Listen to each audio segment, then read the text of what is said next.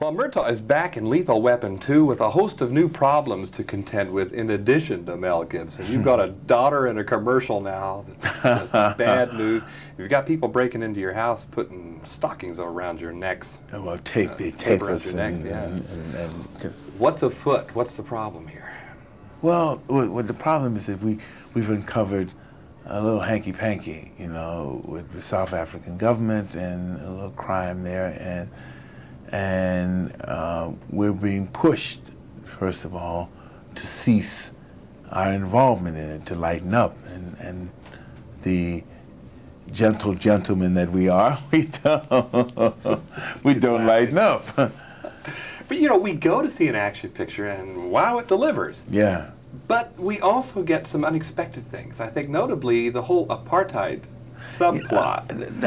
That's a tribute to Richard Donner, the director, and what him placing and confronting us with important issues, you know, and it's an important statement about how he sees the world, you know, and what's important to talk about in terms of the world. Do you think a message like that, in a way, is more effective contained in an entertainment picture than it would be if it were in a documentary somewhere? You know? Well, what you want to do is to get people to acknowledge that fact and to act in some sort of way. You know, we're all appalled at the situation in South Africa, so we want to move people to kind of be supportive in a way of those issues. Mm-hmm. You know, and so it's a nice vehicle, and there are millions of people going to see this film. There it is, and that.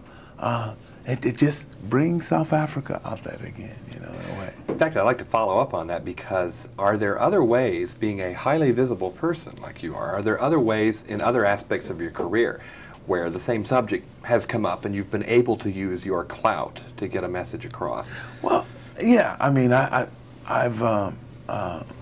been involved with the whole sanction movement with South Africa for some time, you know.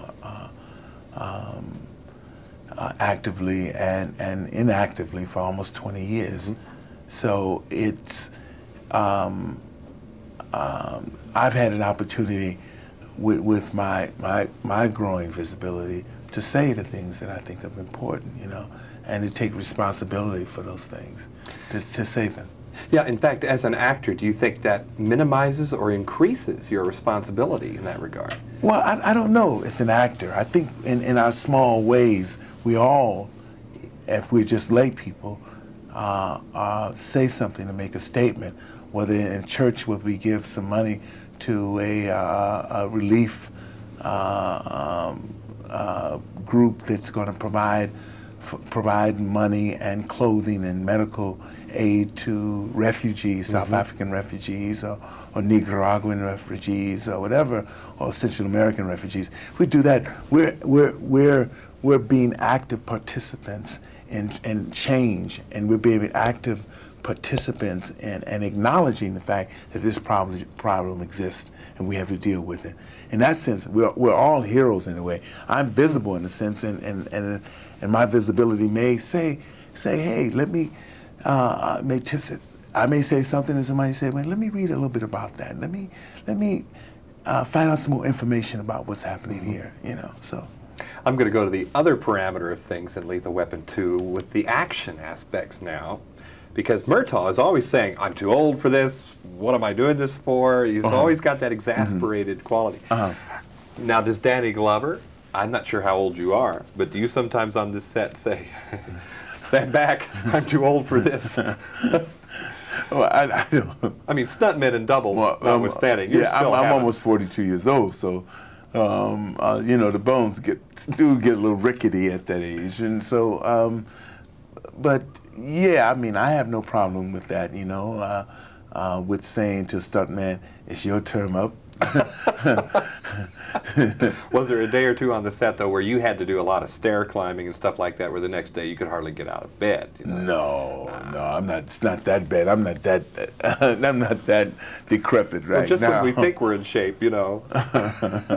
Well, what about that, though? You guys are in a picture with so much action that there must have been some times when there's a little bit of risk involved in something that you're doing. Any instance like that? Yeah, there's some, but it's so minimal, you know. I mean, if one of us should go down, I mean, the film stops a long time, so you have to minimize whatever and make it safe, you know, as safe as possible. Yeah. Take us back to when Lethal Weapon 2 was just a gleam in somebody's eye. Was there ever a moment when you weren't sure if you wanted to do a sequel? No, there may have been some moments in the negotiation process that called this thing into question, but no, there wasn't any moments that I really didn't think I would really want to do it. I mean, after it became a known fact and something to expect, there weren't any moments where I didn't think I really wanted to do it. Yeah. You know, there's some times in your scenes with Mel and with Danny Pesci, I could swear that that's spontaneous. Yeah, that's quite a bit of that. I guess, is Donner renowned for that? I don't know. We did more of it in this film. It seemed more, exactly. We did more of it in this film, in Lethal 2, than we did in Lethal 1. But Richard Donner creates a kind of atmosphere or a playground, in effect, where we can explore and have fun, you know. And he encourages that, and try and change things. He encourages that. Now, if you would, take us as far away from the world of Lethal Weapon as you can and tell us about what Danny Glover does for a hobby or in his career that's as great a contrast as possible with this picture. You know, surprise us. You're home alone with the geraniums, or you know, something we couldn't possibly know about, except you're willing to admit it. God, let's see. What did I do? I mean, simply read a lot, or